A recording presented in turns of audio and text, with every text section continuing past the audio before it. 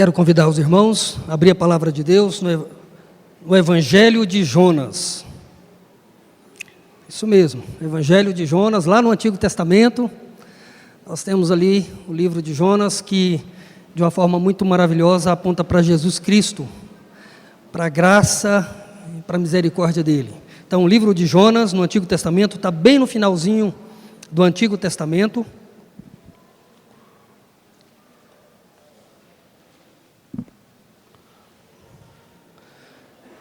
Capítulo 2, livro de Jonas, nós vamos ler o verso 17 do capítulo 1 e o verso 1 do capítulo 2. Então, nesse momento, vai ser esses dois versículos. Depois, eu vou lendo alguns versículos do capítulo 2.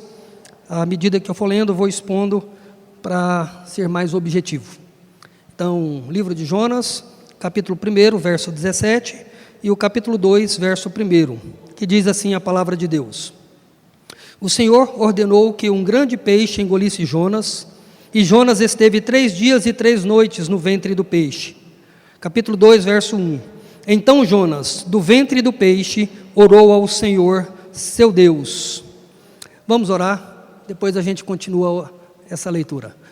Deus, em nome de Jesus, estamos aqui diante da Tua palavra, e essa palavra onde o Senhor inspirou o profeta Jonas, depois de toda aquela experiência que ele passou com o Senhor mesmo, ele colocou isso em um livro, e este livro hoje está em nossas mãos, e em especial o capítulo 2, onde reflete a oração de um homem que amava o Senhor, mas que também desobedeceu ao Senhor, e teve que passar por várias experiências, e no meio dessas experiências, ó Deus, ele teve a capacidade de poder voltar atrás e retomar novamente. E assim como Jonas, ó Deus, nós também somos. Assim como Jonas, muitas vezes desobedecemos ao Senhor, muitas vezes fugimos da presença do Senhor, muitas vezes deixamos de orar e buscar a presença do Senhor, mas também voltamos arrependidos, contritos, e o pedido que eu faço é que Teu Espírito Santo traga luz à nossa mente e nos ajude, ó Deus, a entender e a viver, ó Deus, a palavra do Senhor em nossa vida. Em nome de Jesus. Amém. Pois bem, nós já tivemos 2 estudos com base no capítulo 1 de Jonas, onde o livro de Jonas foi escrito por volta lá de 750 a.C., e escrito pelo próprio Jonas, depois de tudo o que aconteceu com ele. Então, o próprio Jonas, depois de toda essa experiência com Deus, ele escreve esse livro, justamente porque Deus o colocou, o inclinou para escrever, para que pudesse servir de experiência, de ensino para todos nós. E é interessante que no capítulo 1, são 4 capítulos, o capítulo 1 literalmente descreve Deus falando com Jonas e dando uma missão para ele, e logo depois Jonas, ele desobedece a Deus e tenta fugir de Deus, e Deus o persegue veementemente, vai atrás de Jonas o tempo todo, e capítulo 2 termina o fim da perseguição, um peixe engolindo Jonas. Capítulo 2 começa Jonas descrevendo que ali no ventre do peixe, depois de 3 dias, ele ora a Deus. E aí aquela oração a Deus, onde ele clama, onde ele exalta, onde ele coloca a sua vida diante de Deus, e termina o capítulo Deus mandando o peixe vomitar Jonas na praia. E aí vem o capítulo 3, Deus de novo ali na praia, provavelmente em Jope, onde foi o primeiro chamado, dizendo as mesmas coisas: Jonas, eu tenho a mesma missão para você. E manda Jonas a Nínive. E Jonas, agora, ele vai a Nínive, viaja para Nínive, prega a palavra ali em Nínive, os ninivitas se convertem, e capítulo 4, Jonas fica aborrecido com a conversão dos ninivitas, fica aborrecido com Deus, porque Deus foi misericordioso com os ninivitas, e aí o capítulo 4 termina com Deus conversando e sendo misericordioso com Jonas. Então, esse é o panorama do livro de Jonas. No capítulo 2, em especial, nessa noite, eu quero falar um pouco sobre oração. Na verdade, eu quero pelo menos destacar aqui, ao meu ver, poderia falar de várias bênçãos, mas na minha leitura e reflexão, eu destaquei 3 bênçãos aqui sobre o poder da oração ao Deus Todo-Poderoso. Então, a ideia é o poder da oração ao Deus Todo-Poderoso. Não é apenas que a oração tem poder, a oração como oração em si não tem poder, mas a oração a um Deus que é todo-poderoso, aí faz toda a diferença. E é justamente isso que a gente percebe aqui no capítulo 2. Então, eu quero destacar aqui as 3 bênçãos do poder da oração. A primeira bênção é que por meio da oração, nós podemos ter intimidade com o Deus Todo-Poderoso, o Criador de todas as coisas. No verso 1, do capítulo 2, diz assim: então Jonas, do ventre do peixe, orou ao Senhor seu Deus. Calma aí, o que é a oração? Então, eu quero dizer que a primeira bênção, ou o primeiro poder da oração, tem a ver que coloca você na presença do Deus Todo-Poderoso. Por meio da oração, não importa onde você esteja, seja no ventre de um peixe, seja com uma doença terminal, seja em qualquer canto do mundo, não importa onde você esteja, quando você ora, você está na presença do Todo-Poderoso. E é interessante que, no capítulo 1, se vocês olharem aí a partir do verso 1 e 2, quando Deus chama Jonas, no verso 3 diz assim: Jonas se levantou, mas para fugir da presença do Senhor. A partir do momento que Deus dá a missão para Jonas, e Jonas não quer aquela missão, porque sabe que Deus poderia ser misericordioso com os ninivitas, e Jonas tinha raiva dos ninivitas porque era uma nação ímpia, e uma nação malvada, uma nação violenta. Então Jonas, como profeta, não queria que Deus fosse misericordioso com aquela nação. E aí Jonas emburrou. Jonas é um crente emburrado, e crente fica emburrado, você sabe disso, né? Eu sei disso, quantas vezes a gente fica emburrado por quantas coisas. Jonas não era diferente de nós, era um crente emburrado, ele ficou emburrado e diz: então eu vou fugir da presença do Senhor. E a partir do momento que ele quer fugir da presença do Senhor, se tem uma coisa que Jonas não fez, foi orar. Jonas não falou assim: estou fugindo, quero mais papo com Deus. E é interessante que ele vai para o navio, né, pega o navio, o oposto de Nínive, que literalmente, completamente oposto. E ali, quando aquele navio está partindo, Deus manda uma tempestade, aquela tempestade quase destrói o navio, e Jonas vai para o porão e ali está meio que dormindo. Ele não está nem aí para o que está acontecendo. Um crente emburrado, né, ele endurece o coração, aquela coisa, ele não quer falar com Deus, não quer. E aí os marinheiros que estavam conduzindo o navio mandam acordar Jonas, porque eles estão achando que vão morrer, marinheiros experientes, chama Jonas e diz os marinheiros para Jonas: invoca, clama o teu Deus. E Jonas: não vou não, você vai morrer. Pode matar. E eles têm que matar, eles pegam Jonas, não tem jeito mesmo, não tem. Então, Jonas, na hora, imagina você, aquele mar furioso, e eles pegando Jonas ora com... não vou, estou muito aborrecido com Deus. Então, Jonas, nós vamos ter que jogar você, pode jogar. Joga Jonas, peixe vem, engole Jonas, e ele fica 3 dias ali. É interessante que Jonas não morreu. Alguns teólogos vão dizer: não, Jonas morreu e depois ele ressuscitou. Não. O texto não dá a ideia que Jonas morreu. Jonas ficou lá e provavelmente ficou bem consciente, meditando, refletindo um monte de coisa. E nesse momento, capítulo 2, o próprio Jonas, né, depois de 3 dias no ventre do peixe, o texto diz que Jonas ora a Deus. Então aí o coração dele foi sendo quebrantado, então ele foi suportando toda a aflição, tudo aquilo que Deus foi fazendo com ele, até chegar num ponto que diz: agora eu não aguento mais, agora eu vou falar com o Senhor. Não tem mais jeito? Não tem. Então agora eu vou falar com o Senhor. Então Deus fez isso com Jonas. Primeira coisa que Deus queria era justamente resgatar a intimidade com Jonas. E Deus faz o que for preciso, meu querido, para fazer isso conosco. Deus manda tempestades e mais tempestades para chamar a sua atenção, para quebrantar o seu coração, o meu coração, para que a gente possa orar. Então, Jonas começa a orar, e é interessante quando a gente pensa sobre essa questão da oração, é que Jonas demorou muito tempo para orar. Mas você sabe, e eu sei que nós não fazemos muito diferente de Jonas muitas vezes. Quantas vezes, em determinadas circunstâncias, a gente passa dias sem orar? Dias.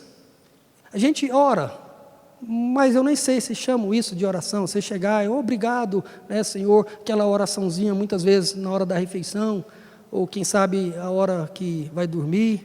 Mas estou falando de orar, de poder abrir o coração e falar com Deus.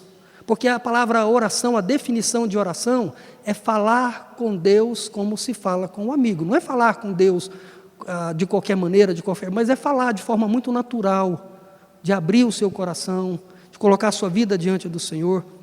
E é interessante que é justamente pelo poder da oração, de nos colocar em uma vida íntima com o Todo-Poderoso, que orar é tão difícil e que os inimigos, seja o mundo, seja o próprio diabo e seja o nosso coração cheio de egoísmo, resiste a orar. Porque quando nós oramos, quando nós abrimos nosso coração, nós estamos falando nada mais, nada menos com o Todo-Poderoso. Imagina se chegar aqui o presidente dos Estados Unidos, que o maior líder praticamente do mundo, ainda hoje, apesar de outras potências, mas ainda hoje os Estados Unidos é a maior potência do mundo, queira a gente goste ou não, chegar na presença do presidente ali dos Estados Unidos, que privilégio é esse? Pois é, privilégio muito maior, muito melhor, incomparavelmente melhor, é termos acesso à presença de Deus. E pela oração, e justamente esse é o poder, em primeiro lugar, da oração, pega você, não importa onde você esteja, e coloca você diante de Deus. Então não importa se você é rico, se você é pobre, se você está com saúde ou se você está doente, não importa a sua capacidade intelectual, social, nada, não importa se você está lá em cima, se você está lá embaixo, pela oração, e a oração tem o poder de colocar você na presença do Deus Todo-Poderoso. Essa é a primeira lição. A segunda lição, a partir do verso 2 até o verso 7, nós temos a segunda lição, que é o poder da oração, onde nós temos condições de reconhecer e expressar nossas angústias, nossas dores, confessar nossos pecados. A oração tem o poder de fazer você ser quem você é. Você não precisa fingir que você é todo poderoso, você não precisa fingir que as coisas estão sempre bem, porque normalmente a gente faz isso, até de forma inconsciente, não é? A gente cumprimenta as pessoas, tudo bem? O que você responde? Tudo bem. Só Deus sabe, e quem te conhece, que muitas vezes não está tudo bem, está tudo muito mal, muitas vezes, mas a gente diz, tudo bem.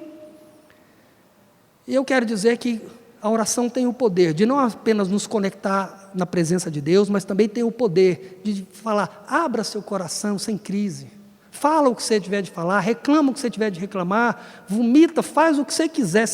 Justamente esse é um dos propósitos da oração, a gente abrir o nosso coração e reconhecer tanto os nossos pecados, nossas falhas, nossas fraquezas, e é isso que Jonas faz, olha aqui, do verso 2 até o verso 7, diz assim, na minha angústia, clamei ao Senhor, e Ele me respondeu, do ventre do abismo gritei, e Tu ouviste a minha voz, pois me lançaste nas profundezas do coração dos mares, e as correntes das águas me cercou, todas as tuas ondas, e as tuas vagas passaram sobre mim.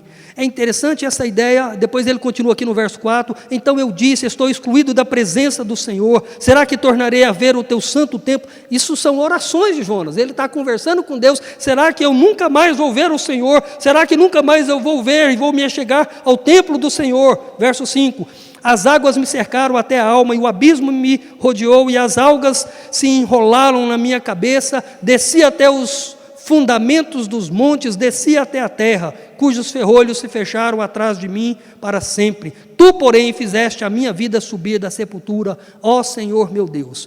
E aqui o verso 7, quando dentro de mim desfalecia a minha alma, eu me lembrei do Senhor, e subiu a Ti a minha oração no Teu santo templo. Então, aqui nós temos esse momento onde Jonas, ele abre o seu coração, mostrando as suas lutas, mostrando as suas crises. Ele reconhece que ele está, a palavra usada aqui no verso 2, na minha angústia, na minha dor, na minha tristeza, na minha raiva. Estava com raiva do Senhor, porque a angústia dele aqui era essa. Eu estava aborrecido com o Senhor, e isso trouxe essa angústia, esse peso, essa dor para o meu coração, para a minha alma. E é interessante que ele reconhece aqui no verso 3 e 4, ele reconhece que não foi o acaso. Ele diz aqui no verso 3, pois me lançaste nas profundezas do coração dos mares. Jonas tinha plena consciência que o mal que ele estava passando, não é porque Deus estava só permitindo, não. Deus o lançou. Foi Deus quem mandou a tempestade, foi Deus quem fez a sorte cair sobre Jonas, e saber que era ele mesmo o culpado. Foi Deus que fez os marinheiros lançar ele no mar. Então Jonas tinha plena consciência: eu estou sofrendo, estou passando por tudo que eu estou passando, porque eu sei que é o Senhor quem está fazendo isso na minha vida. Eu não tenho que culpar ninguém, não vou culpar os marinheiros, não vou culpar o tempo, não vou culpar. Eu sei que o Senhor é soberano e o Senhor está fazendo isso na minha vida. Ele reconhece isso. A pergunta que eu faço para você: quanto tempo vai levar a você para reconhecer que as lutas e os sofrimentos que você está passando tem o dedo de Deus na sua vida? Jonas teve que passar por muitas coisas e ficar 3 dias na barriga do peixe para ele poder orar e abrir o coração e falar: Senhor, eu não concordo com o Senhor, eu estou aborrecido com o Senhor, mas o Senhor é o Senhor. Me ajude com a minha angústia, me ajude com a minha dor, me ajude com o meu sofrimento. Mas você precisa reconhecer, e se tem alguma coisa que está acontecendo na sua vida, meu querido irmão, que não está te agradando, que não está bom, que não está legal, você precisa entender que só existe um Deus. Satanás não é Deus. Seu patrão, ou sei lá quem, que talvez tenha te levado a sofrer, também não é Deus.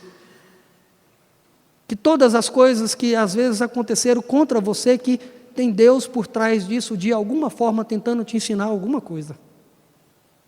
E você precisa aprender, e a oração é uma forma de aprendermos a expressar os nossos sentimentos, ainda que sejam os piores sentimentos. É a melhor forma que nós temos, é poder dizer isso em oração, poder abrir nosso coração.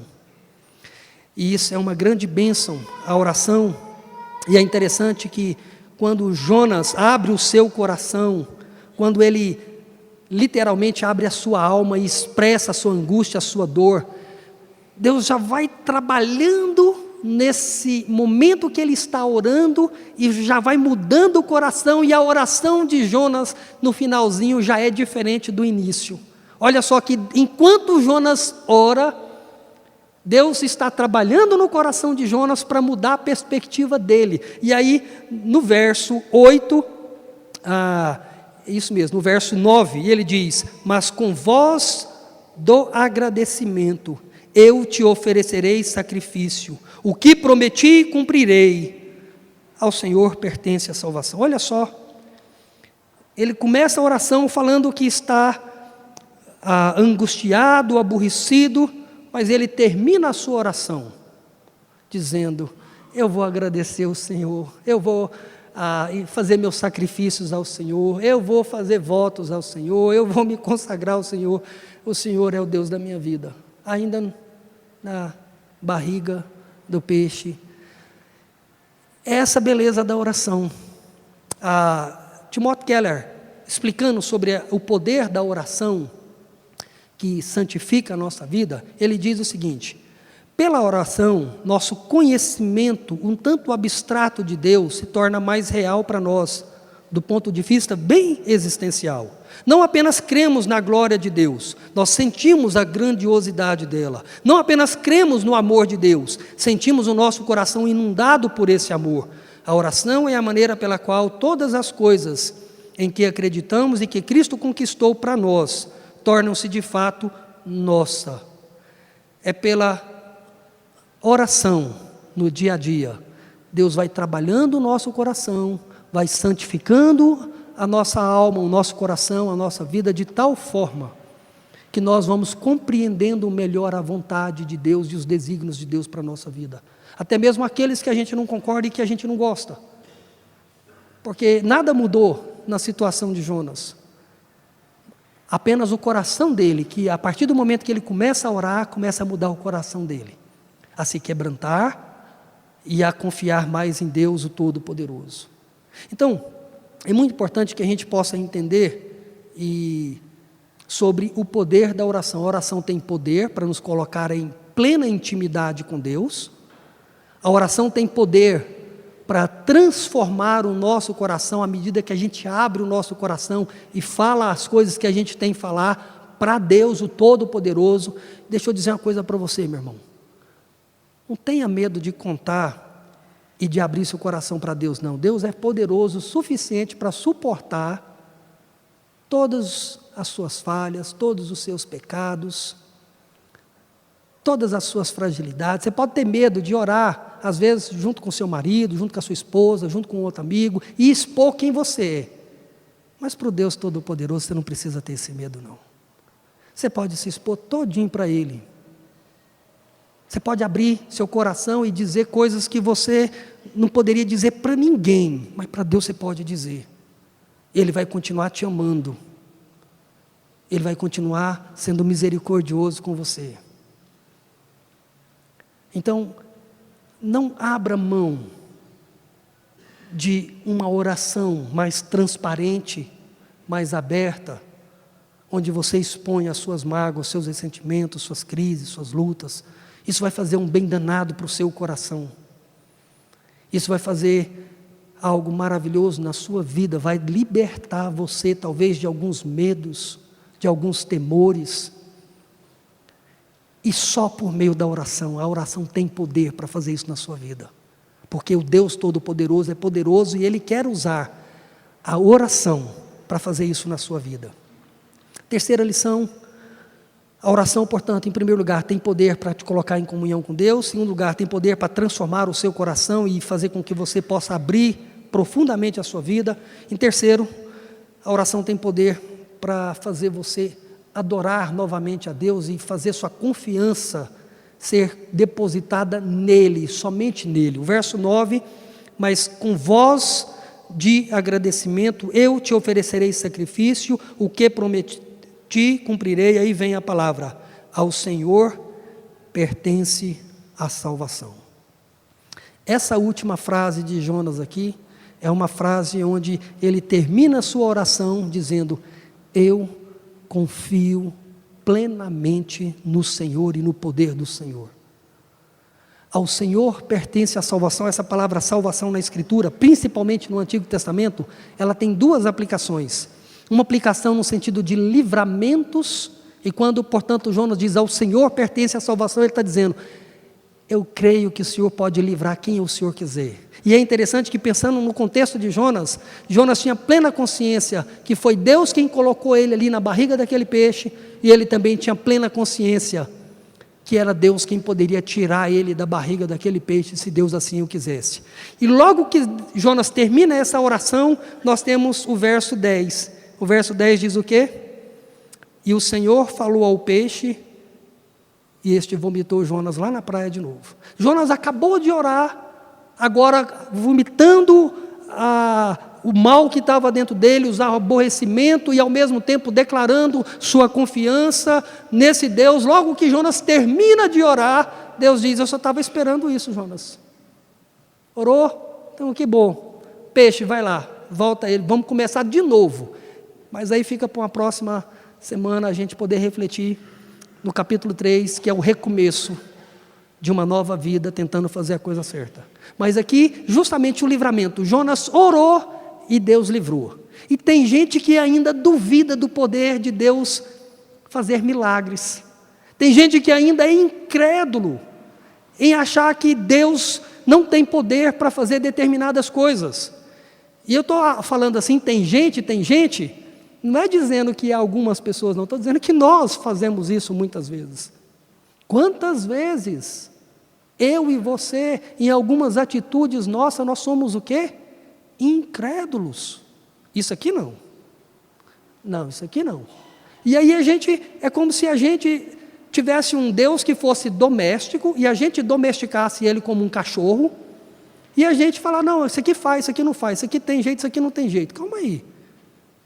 Mas muitas vezes, inconsciente, eu e você fazemos isso. Você acha que à luz da Escritura de quem Deus é, tem alguma coisa que Deus não tem poder para fazer? Mas nós achamos, muitas vezes, com o nosso coração duro, que Deus não vai fazer algumas coisas. E essa história mostra que Jonas arrependeu disso, confiou, e logo naquele instante, Jonas escreve e registra no livro. Vai ficar registrado aqui. Eu sei que eu fiz um papel feio, é vergonhoso para mim. Imagina Jonas como profeta, dando um tiro nele mesmo, mostrando a fraqueza dele, a fragilidade dele. Então, para ele escrever esse livro, só por inspiração divina mesmo, só por Espírito Santo, ir lá no coração dele, meu filho, você vai escrever esse negócio aqui.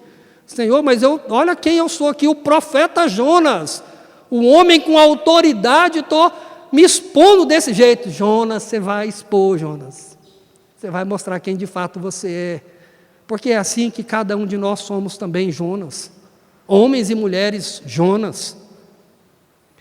E Deus responde essa oração, faz um milagre na vida de Jonas. É interessante que no livro de Tiago, o Pedro está pregando no livro de Tiago, não sei se chegou nessa parte aqui, sobre a oração. Elias orou, e Deus o quê? Mandou chuva. Depois é interessante que o texto diz, e Elias ora novamente para não mandar chuva. E o que Deus faz? Não manda chuva. Olha só, e aí o texto diz algo extremamente interessante. Diz que Elias era um homem como nós. Para dizer, você pode orar, que Deus quer a sua oração para fazer determinadas coisas na sua vida e na sua família. Então significa que se você não orar, determinadas coisas não vão acontecer na sua vida e na sua família. Mesmo Deus sendo soberano sobre todas as coisas, na sua soberania Ele decretou que vai fazer determinadas coisas mediante a sua oração. Por exemplo, um outro exemplo que eu achei nas Escrituras sobre a oração e o poder de Deus, o poder da oração e o poder de Deus, em Êxodo 17, Moisés, quando o povo sai do Egito, Moisés, o povo de Israel, se depara ali com os midianitas, e ali o que acontece? Josué vai à frente do exército para lutar contra os midianitas, e Moisés sobe no morro. E diz a passagem bíblica que Moisés levantou os braços e orava a Deus. Enquanto Moisés com os braços levantados orava a Deus, Josué lá na frente, no pé do morro, com a espada na mão, estava ganhando a batalha. Moisés cansa de orar com os braços e orar cansa, só para ver, né? Parece que a Bíblia não diz que Josué cansou de brigar, mas diz que Moisés orando, depois fala que pastor não faz nada. Pastor está orando, né? Pastor não faz nada. Pelo amor de Deus, gente, orar cansa, né? É cansativo orar. E tanto é que a Bíblia diz que Moisés cansou, e Josué que está lá ralando, brigando, não cansa não. E aí de repente cansou. O que aconteceu com o exército de Josué? Começou a perder a guerra. Foi perdendo, até que falava, Moisés, o que aconteceu? O que a gente está perdendo? Moisés estava orando mais. Moisés teve que voltar para orar, e aí vai dois varões, um de um lado, outro do outro, levanta o braço dele, olha só, mostrando que oração a gente precisa de ajuda às vezes. Então quando você vê alguém que não está conseguindo orar, você vai lá, levanta a mão e ora com ele lá também. E oraram, e o que aconteceu lá embaixo? Ganharam a batalha. Pergunta, a oração tem ou não tem poder? Oração muda ou não muda as circunstâncias? Deus usa ou não usa as orações para fazer milagres? Ele faz sim. Então, é interessante que quando se fala de oração, né, eu me lembro, talvez a minha melhor experiência com oração foi quando eu quase morri. Já contei isso um tempo atrás aqui, vou ser breve aqui e concluir. Em 2000, 19 anos atrás, eu tomei um tiro bem no meio do meu peito, então a bala atravessou, e eu achei que naquele momento eu ia morrer. Foi um momento, no primeiro momento foi um momento de muita angústia, porque não estava esperando tomar um tiro no peito. Alguém espera tomar um tiro no peito de uma hora para outra? Ninguém. Eu não estava nos meus planos naquele dia, sair de carro e de repente parar um motoqueiro e apontar um 38 para mim e me dar um tiro bem no meio do meu peito. Pois é, não fazia parte da minha agenda, eu estava muito corrido aqueles dias, mas foi assim, Deus fazia parte da agenda do Senhor. Deus vai lá naquele motoqueiro, dá um tiro no peito daquele camarada lá. deu um tiro no meu peito. Naquele primeiro momento eu falei, Senhor, eu estou morrendo. E que angústia, e que medo, e que pavor. E aí eu comecei a lembrar, falei, calma aí. Se for para morrer, eu vou morrer como homem, eu não vou morrer como marica, não. Eu vou morrer, se for para morrer, eu vivi minha vida toda como homem, agora nesse momento aqui eu vou frouxar de jeito nenhum, Senhor. E eu comecei a lembrar de algumas passagens bíblicas. Eu falei, eu vou colocar a minha confiança não no tiro, porque eu olhava para o meu peito, o sangue jorrando, e a respiração cortando. Eu falei, eu vou morrer fazendo o que eu nasci para fazer, louvando a Deus. E comecei a recitar o Salmo 23, um dos salmos, depois eu passei para outros, mas eu falei, Senhor, Tu continua sendo o meu pastor, nada me faltará. Ainda que eu ande pelo vale da sombra da morte, eu sei que o Senhor está comigo. O Senhor é quem me protege, o Senhor é quem me segura, o Senhor é quem me sustenta. E eu sei que eu vou morar com o Senhor para todo sempre. E aí desse Salmo 23, eu fui para o Salmo 139 e fui recitando. E de repente aquelas coisas consciente, inconsciente.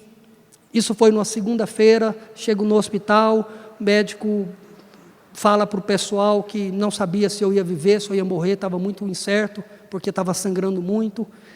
E 4 dias depois, isso foi num dia, foi na segunda-feira, quando foi na quinta-feira, não, foi na sexta-feira, quando foi na sexta-feira de manhã, eu recebi alta, voltei para casa e parecia que eu nunca tinha tomado um tiro na minha vida. Eu coloquei minha confiança e eu nunca fiz isso de forma tão profunda como eu fiz nesse dia. O pior dia da minha vida se tornou o melhor dia da minha vida. E então eu sei o que é falar, o que é não confiar em Deus. Já fiz isso muitas vezes e eu sei o que é confiar em Deus. Assim como Jonas e todos nós também já tivemos essas experiências.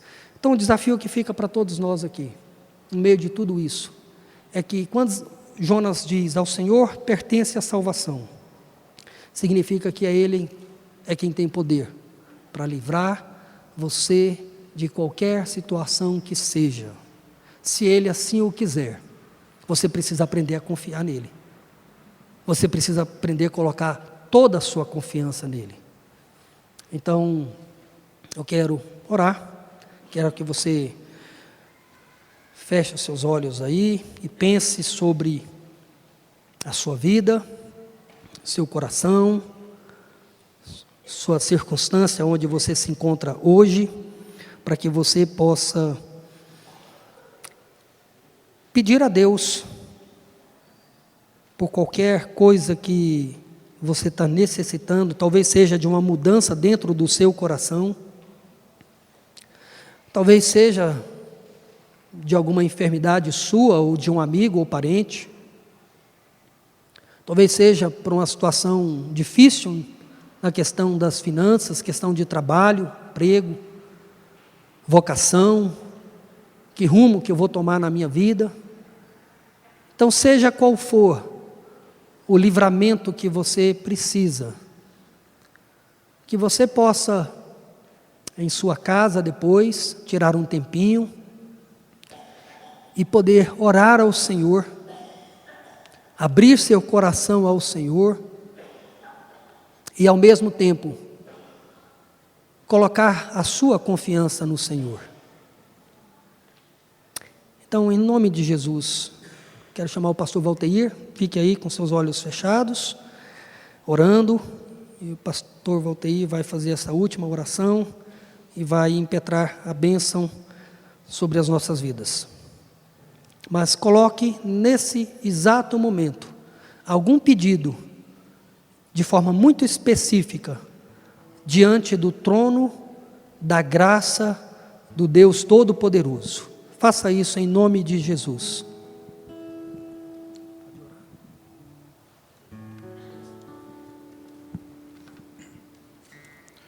Senhor, ensina-nos a colocar os nossos corações inteiramente confiando no Senhor, Pai. Sabendo que todas as soluções provêm unicamente do Senhor e de mais nada. Ajuda-nos, ó Deus, a caminhar inteiramente, Pai, debaixo da palavra do Senhor, Pai. E fazendo isso, Pai, nada poderá nos assustar, Deus. Nem a falta de emprego, nem a morte, nada poderá nos assustar quando nós confiamos no Senhor verdadeiramente, Pai.